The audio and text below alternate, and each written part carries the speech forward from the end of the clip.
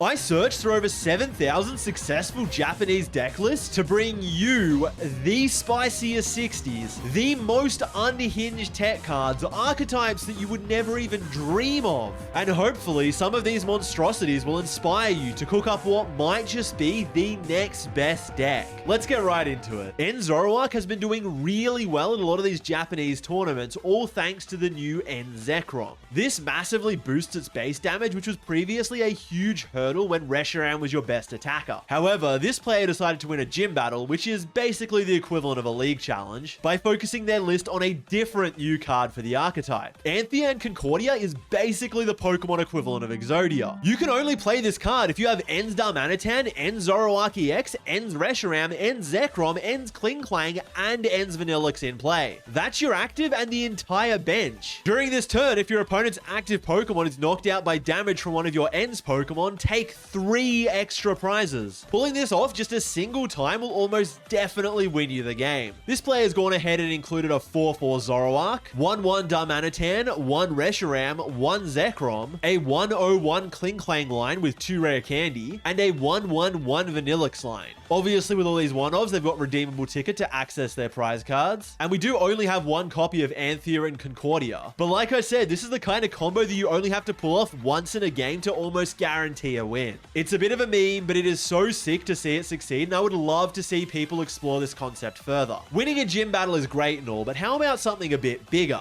City Leagues are the next step up, and you can kind of think of them as big league cups. Obviously, it's not a regionals, but it's about as competitive as you can get without traveling to a major, and these players want to win. There's real incentive for the competitors to win, and somehow this player managed to make it to top 4 with these 60 cards. It really reminds me of that old Cloth Terapagos deck, which I seriously loved. There's Badoo and Frillish for some Binding Mochi boosted item lock, as well as Terapagos and the new Mega Lopunny for some low to the ground easy damage that actually gets pretty scary once you factor in Poison and Binding Mochi. We've even got Volcanion for an additional 20 burn damage. Plus, you can't forget the ever-present donking potential when you have this Petrunt in your deck list. Though I will say, with Secret Box, multiple Pokegears, and all of these crucial tools in the deck list, I feel like Arven should probably slot in somewhere here, but hey, go and give it a shot yourself and see how the deck runs. Now, I've got 30 more spicy concoctions to show you, but if you could just take a second to drop a like, subscribe, and I guess you can hype the video as well, why not? I'd appreciate it way more than you realize. Every little bit of support seriously helps. Let's take a look at 3 completely unique Blissey piles because I just love how much you can do with this card. First up is this kind of ancient toolbox Blissey deck. Like, we've still got Blissey, a couple Monkey Dories, 4 Arven, and TM Turbo Energize, but there are also 2 Roaring Moon EX, Baby Gouging Fire, and Baby Koraidon, as well as 4 Professor Sada's Vitalities. Dark, Fire, and Fighting are all great types to attack with in the current meta, each hitting for some relevant weakness. Plus, Blissey's Happy Switch ability functionally allows Professor Sada's Vitality to accelerate both energy to the same Pokemon. This next one is more of a grass toolbox, completely cutting out the Turbo Energize and instead relying on Teal Mask Ogerpon to accelerate grass energy into play. Ogerpon opens up Area 0 Underdepths, allowing you to bench 8 Pokemon, and you have a whole toolbox to make use of, with Roaring Moon, Mega Kangaskhan, Lily's Clefairy, Team Rocket's Mimikyu, Baby Petrunt, which I assume you can use for some cool poison and trapping plays, and even this Wo-Chien that does 120 damage to 2 of your opponent's benched Pokemon if you've got 3 or fewer cards remaining in deck. I don't know how you're actually getting down to 3 cards left in deck, but maybe with those 4 Professors Research and Squawkabilly, you can just get there. Lastly, we've got my favorite Blissey list, and it's also the most successful, placing 2nd at a City League. And look, maybe I've got a bit of bias here because it is based on a deck that I created, Blissey Centiskorch. They've made some interesting adjustments to my original build, going down to a 3-2 Blissey line and going up to a 3-2 Centiskorch line. They've also thrown in Mega Absol, which I think is really sick. Plus, there's a TM Devolution, which is a card I didn't really consider, but I'm actually pretty keen to test it out now. Other than that, it's relatively similar to my initial list, but I had to shout it out, especially with Goldengo being more popular than ever. Centiskorch is cooking. Now, I saw a bunch of decks that really focused on Mega Dragonite, mainly using Electric for support to power it up. But these next couple 60s are focused more on using Dragonair and Dragonite as supportive Pokemon lines to help their primary game plan. First is this Evolutions deck that got an impressive 2nd at a City League. There's a 2-2-1 Mega Dragonite line, and I think the coolest part here is Dragonair's Evolution Guidance ability. Once during your turn, you may use this ability if this Pokemon has energy attached to it. Search your deck for 1 evolution Pokemon, reveal it, and put it into your hand, then shuffle your deck. It's almost like a way to preemptively bank Noctowls. Think about how many times you've been Iono'd on a Terra deck and just wished that you drew an out to Noctowl. Well, if you have a Dragonair with an energy already on it, then that can just search out Noctowl on its own, so your opponent has to remove it before Ionoing you. And Mega Dragonite functions as more than just a tanky attacker with that 370 HP and 330 damage attack, since Sky Transport allows you to freely switch in and out of the active once per turn, completely shutting down any retreat locking strategies. This particular list even has a 2-2 electric line to make sure that Dragonair always has energy on it and easily power up your other Pokemon. This other list is a bit more of a standard Terra box, not including any electrics and only a 1-1-1 Mega Dragonite line. But I still think this is really interesting and absolutely a concept that I want to explore more myself, particularly using Dragonair as some kind of Iono-proofing draw engine so that you can always find a Noctowl. Let's speedrun through some absolutely insane cooks that each managed to win a gym battle tournament. This Iono's deck makes use of the new supporter Canary, which allows you to discard one card from your hand in order to search out 4 lightning Pokemon from the deck. Considering the only Pokemon you actually play are Iono's Bellibolt, Iono's Kilowattrel, and Iono's Voltorb, you'll have absolutely no trouble setting them all up. And with 22 basic lightning energies in the list, I'm pretty sure it should work. How about Quad Mega Frostlass EX? There are no other Pokemon in this deck. I guess the idea here is that if you can proc Legacy Energy, your opponent will only take 2 prizes. So ideally, they're going to have to go through 3 separate Frostlass, which is 930 total HP. Not to mention the 4 Wally's Compassion that allow you to heal it. You can even get around having a 1 prize Snow Run in play by using Salvatore to instantly evolve at the turn you bench it. Honestly, using the first attack over and over again probably isn't that bad. I mean, after enough time, your opponent should have a large enough hand to deal substantial damage. This deck is all in on setting up a massive Ogerpon and then slapping a survival brace on it so that it can't get knocked out. Now, whoever made this deck was probably living in some fantasy land where Monkey Dory doesn't exist and Survival Brace always works, but in the games where it does, it's got to be really strong. I mean, Vileplume lets you accelerate even more energy than Teal Dance already does, and then Meganium effectively doubles how much energy is on your Ogerpon. So you'll be hitting for some enormous numbers. Plus, there's even a cool little interaction here where with Forest of Vitality, you can evolve up into Gloom, accelerate some energy, evolve up into Vileplume, accelerate some more energy, and then use Professor Turo Scenario to pick them up and do it all again. I've also just realized that there isn't actually any search for Survival Brace, so maybe an Arven or something like that could slot in here. But who needs Survival Brace when you have Mega Holucha EX's ability? When this Pokemon is knocked out by damage from an attack, flip a coin. If heads, this Pokemon is not knocked out and its remaining HP becomes 10 instead. Unlike Pikachu EX, nowhere on this ability does it say you have to be at full HP. So if you just keep flipping heads and your opponent can only deal direct damage, you'll never get knocked out. This particular build is running Solrock and Lunatone for the draw engine while relying on Mega Holucha's ability to never get knocked out. And maybe it does get knocked down to 10 HP where it's in range to be finished off by Monkey Dory, Phantom Dive, or the other Holucha's flying entry. You can just use Bianca's Devotion, which fully heals up any Pokemon with 30 HP or less remaining, and now they have to try and KO it again. I've got one more Mega Holucha list, and I think that I've saved the best for last. Assuming that you flip heads and your Holucha's ability procs, leaving it at 10 remaining HP, you can go in with this Gigalith that has the Vengeful Cannon attack. It does 20 damage for each damage counter on all of your benched fighting Pokemon. With just a single 10 HP Holucha, that's 480 damage for a single fighting energy. While we're already relying on flipping heads for the deck to work, why not throw in 2 energy coins? I guess this player just really loved flipping. Alright, I've literally just found 3 more decks that all won gym battles, and I absolutely need to talk about them. Someone cooked with this Lycanroc.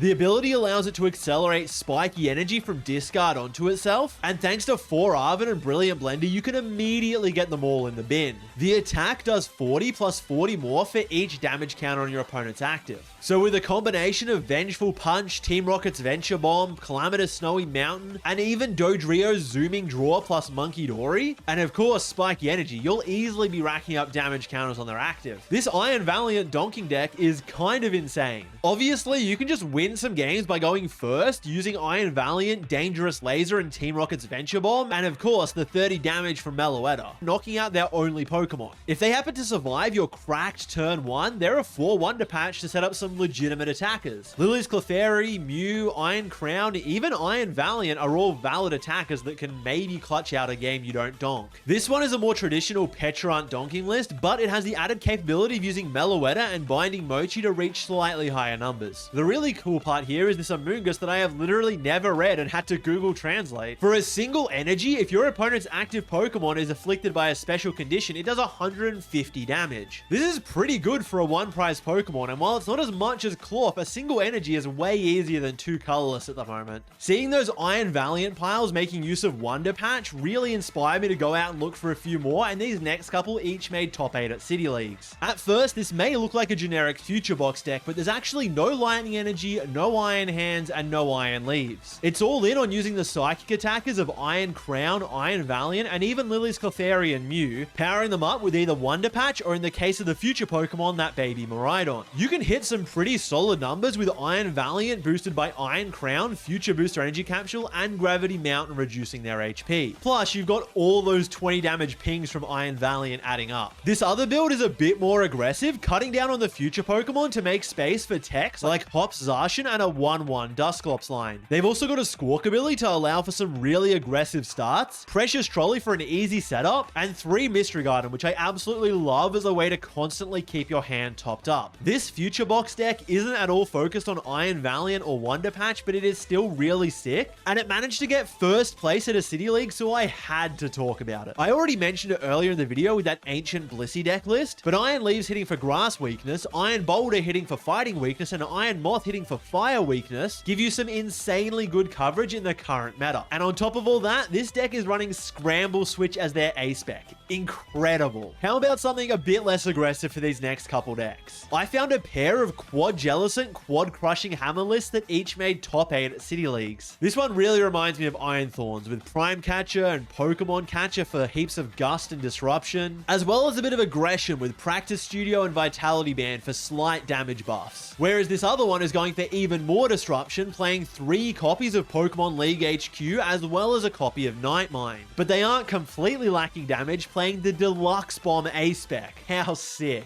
I feel like looking at some more disruption heavy builds, so how about a couple of mill decks? Everyone loves Wugtrio, and this one's kinda cool with a 2-2 Dracloak draw engine. It's got all the other classic tools you'd expect, and ever since you've been able to play 4 Reversal and 4 Ignition Energy, this deck has been a lot more real. I mean, not that real, but definitely more real than it was before. I don't care if it's not the spiciest list, I just love to see Mill doing well. This Great Tusk build also isn't the spiciest, but I just wanted to talk about one key thing. I feel like every time I've seen a Great Tusk build with Solrock on Lunatone, they've been playing the fighting type Solrock. I guess it's cool to deal 70 damage, but you don't really need to be attacking. They've chosen to go with a 1-1 split, including one of these Psychic Solrocks. It does have 20 less HP, but that call for family attack searching out 2 basic Pokemon is so good. I kind of wish they were just playing 2 of these and none of the other Solrock, and I'll absolutely be keeping this in mind whenever I'm building any deck with the Solrock Lunatone engine. I found a couple of nifty Team Rockets decks that actually did quite well. This one makes use of the new Team Rockets Honchkrow that allows you to discard as many supporters with Team Rocket in their name as you'd like from your hand, and deal 60 damage for each of them, perfectly synergizing with Team Rocket's Porygon 2 and Porygon Z, which deal more damage for each Team Rocket supporter already in your discard. It'll be interesting to see if this new Honchkrow is enough to push the deck over the line into viability. This other one is a bit closer to what you've come to expect, but it's got 2 aspects that I really like. Firstly, it has 2 copies of Team Rocket Sneasel. This card is so underrated. And the other is Neutralization Zone. Other than Mewtwo, none of your Pokemon have rule boxes, so you make incredible use of this, and you can actually find it really reliably by using Rocket's Receiver for Petrol and then Petrol for Neutralization Zone.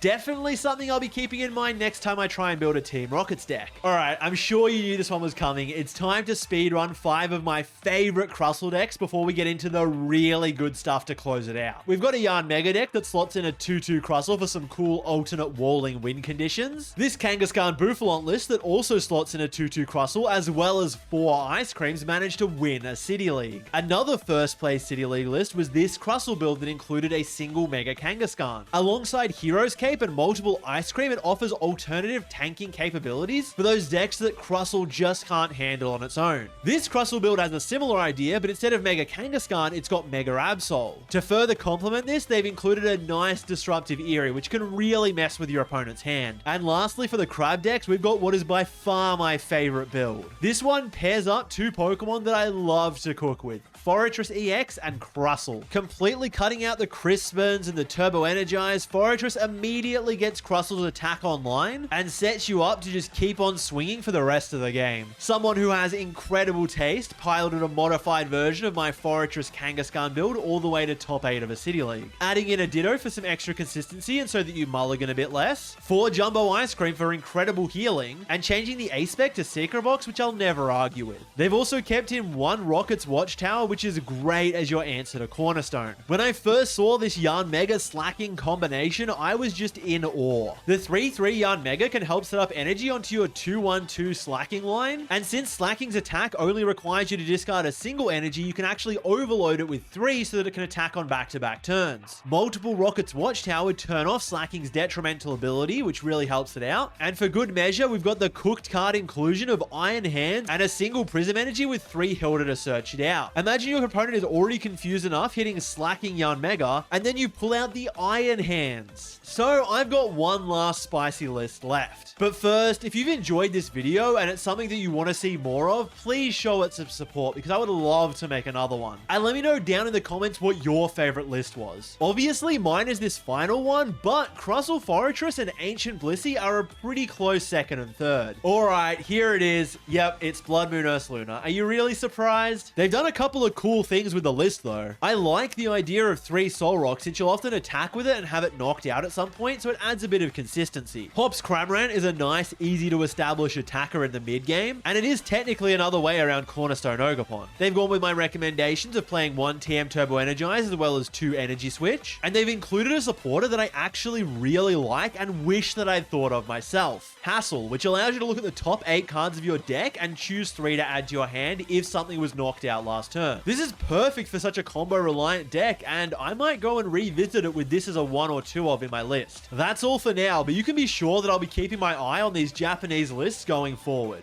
Cheers, fellas.